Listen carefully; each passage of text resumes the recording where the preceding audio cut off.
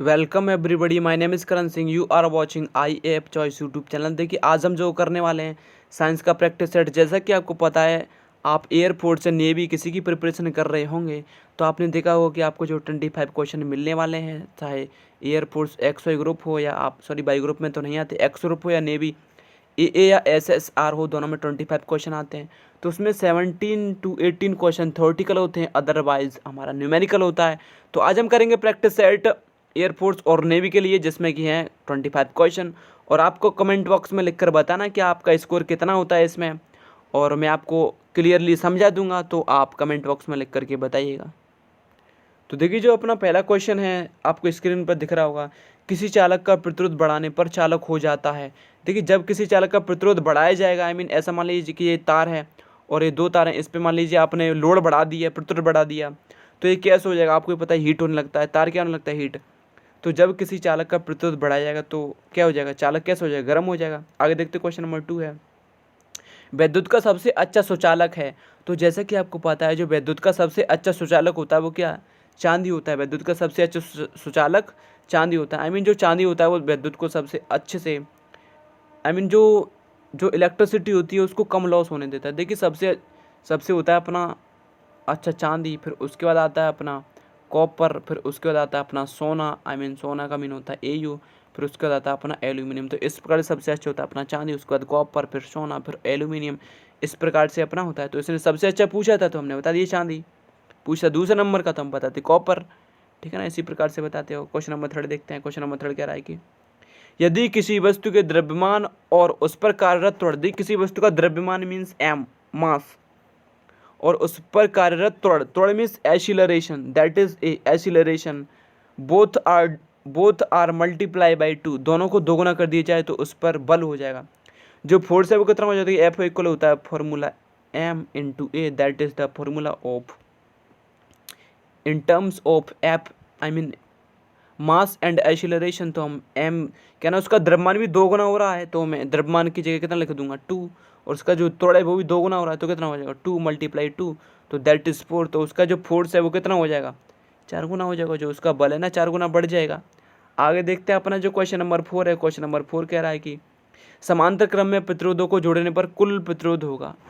तो when we arrange parallel combination of resistance then what will be the formula? तुम्हारा formula तो ये होता है 1/r बराबर 1/r1 प्लस 1/r2। तो उसने क्या ना, इसी को थ्योरेटिकल रूप में पूछा है, क्या होने वाला है? तो ये कह रहा है कि अलग अलग प्रतिरोधों के योग के बराबर नहीं, अलग अलग प्रतिरोधों के योग के बराबर तो नहीं है, अलग अलग प्रतिरोधों के व्युत्क्रमों के योग के बराबर। देखिए, अलग अलग प्रतिरोधों के व्युत्क्रम, reciprocal of each and sum. देखिए, अलग अलग प्रतिरोधों के व्युत्क्रम के योग के बराबर है, तो आंसर बिल भी क्या हो जाएगा? बी ऑप्शन एकदम करेक्ट है। आगे देखते हैं अपना क्वेश्चन नंबर 5 है, चुंबकीय आघूर्ण का मात्रक है। देखिए, चुंबकीय आघूर्ण का मात्रक जैसे कि आपको पता है क्या होता है? एम्पियर इंटू मीटर स्क्वायर होता है अपना चुंबकीय आघूर्ण का मात्रक। आगे देखते हैं अपना जो आगे क्वेश्चन नंबर है, क्वेश्चन नंबर 6 पे चलते हैं। तो नाइट्रोजन अणु में प्रत्येक नाइट्रोजन परमाणु कितने इलेक्ट्रॉन साझे के लिए प्रदान करता है?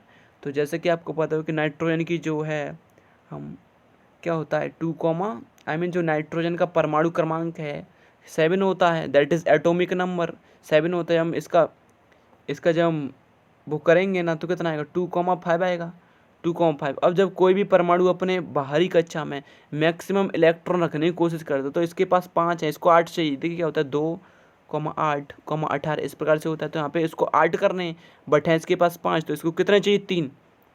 तो इसकी जो संयोजकता होती है, बैलेंस होती है, वो 3 होती है, और ये 3 इलेक्ट्रॉन की साझेदारी करता है। तो आंसर क्या हो जाएगा अपना 3।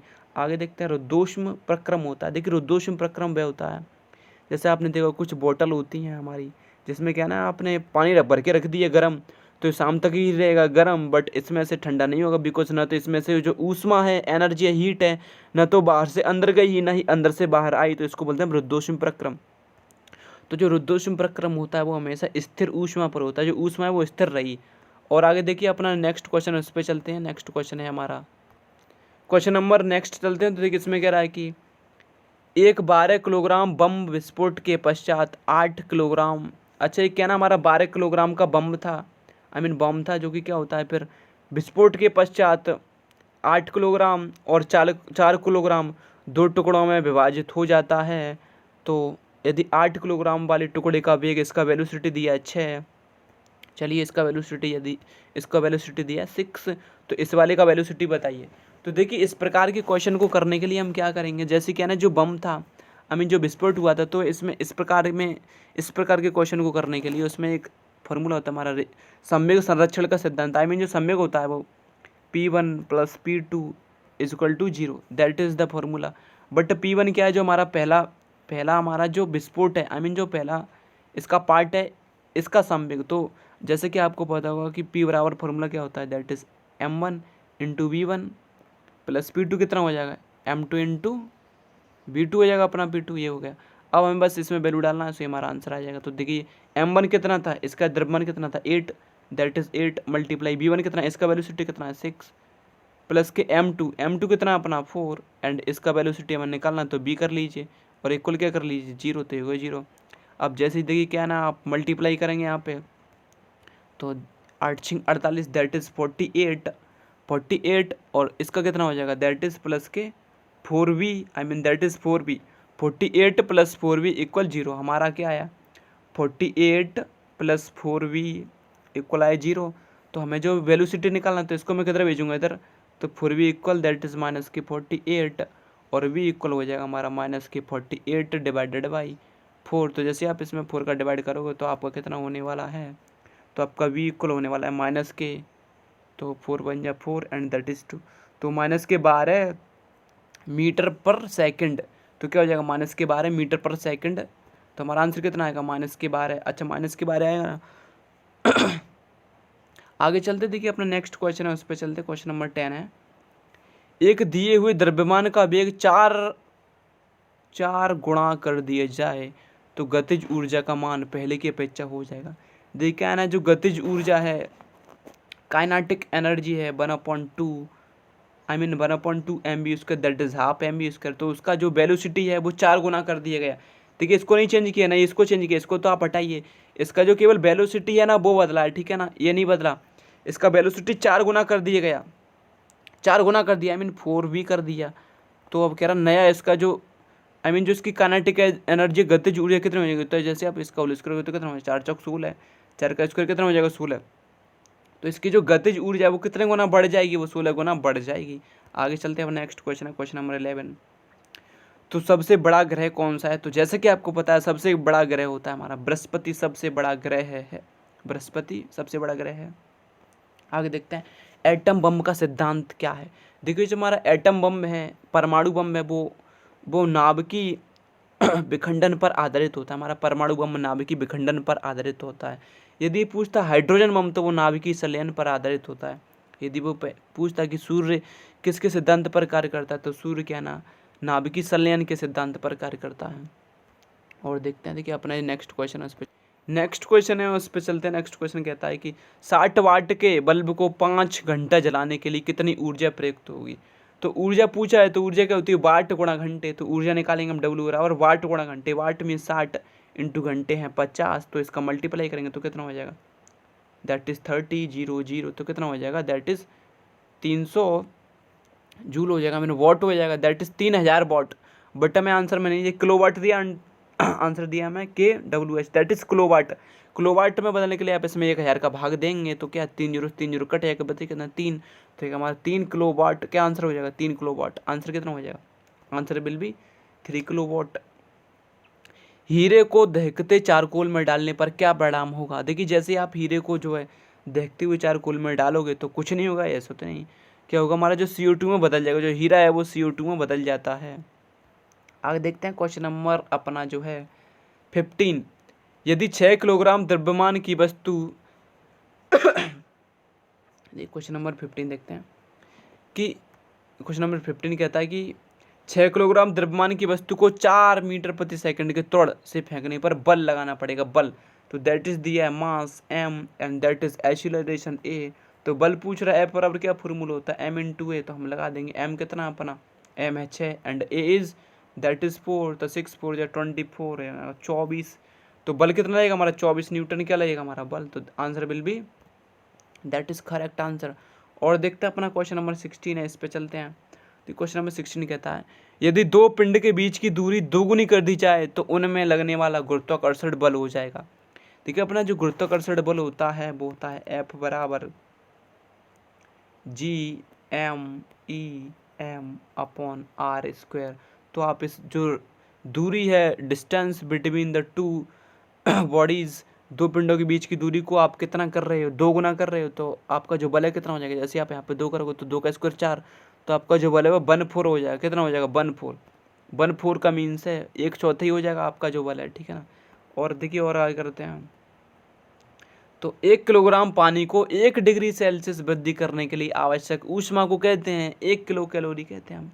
इसको क्या कहते हैं 1 किलो कैलोरी। आगे नेक्स्ट क्वेश्चन देखते हैं हम।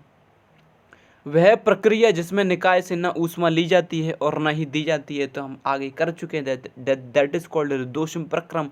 रुद्धोष्म प्रक्रम में हमने पढ़ा था कि ना तो ऊष्मा अंदर जाती है ना ही बाहर जाती है, जैसे कि पानी वाली बोतल में होता है। और आगे देखते हैं। देखिए नाइट्रोजन परमाणु में 7 प्रोटॉन तथा 60 इलेक्ट्रॉन होते हैं, तो नाइट्राइट आयन में होते हैं। देखिए नाइट्राइट आयन में पूछे तो ये नाइट्राइट आयन होता है कि अपना जो नाइट्राइट आयन होता है N2O- आयन, इसको बोलते हैं नाइट्राइट आयन। और जैसे आप इसमें इलेक्ट्रॉन और प्रोटॉन निकालोगे तो इसमें 4 प्रोटॉन और 7 इलेक्ट्रॉन आते हैं। आप चाहे तो इसको निकाल सकते हो इसके एटॉमिक नंबर से। देखिए आगे चलते हैं नेक्स्ट। देखिए आगे चलते हैं और देखते हैं अपना क्वेश्चन नंबर 20 है। आशु गैस के रूप में प्रयुक्त गैस है। देखिए आशु गैस के रूप में प्रयुक्त गैस होती है अपनी ये CCl3N2 एक आशु गैस के रूप में प्रयुक्त गैस होती है। टीयर गैस ही बोलते हैं इसको। मांसपेशियां थकान अनुभव करती हैं क्योंकि उनमें जमाव हो जाता है। देखिए अपनी जो मांसपेशियां हैं वो थकान अनुभव करती हैं क्योंकि उनमें जमा हो जाता है। तो उनमें लैक्टिक अम्ल जमा हो जाता है मांसपेशियों में, जब ही हम लोग थकान महसूस करते हैं। और आगे देखते हैं। रक्त का दबाव मापने में काम आता है। तो जैसा कि आपको पता है रक्त का दबाव मापने में काम आता है स्फिग्नोमैनोमीटर। दैट इज स्फिग्नोमैनोमीटर रक्त का दबाव मापने में काम आता है। आगे देखते हैं क्वेश्चन नंबर 23। किसी वस्तु का पलायन वेग चंद्रमा पर होता है। तो जैसे यहाँ की बात करिए तो यहाँ पृथ्वी पर होता है 11.2 किलोमीटर पर सेकंड और चंद्रमा पर होता है 2.4 किलोमीटर पर सेकंड किसी वस्तु का पलायन वेग। आगे देखते हैं।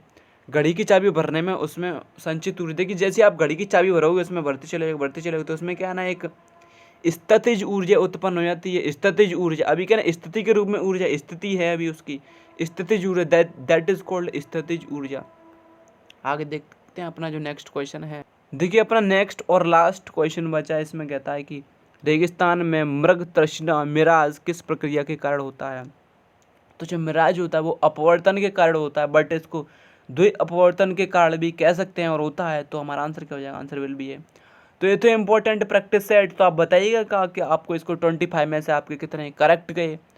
और thank you for watching this video.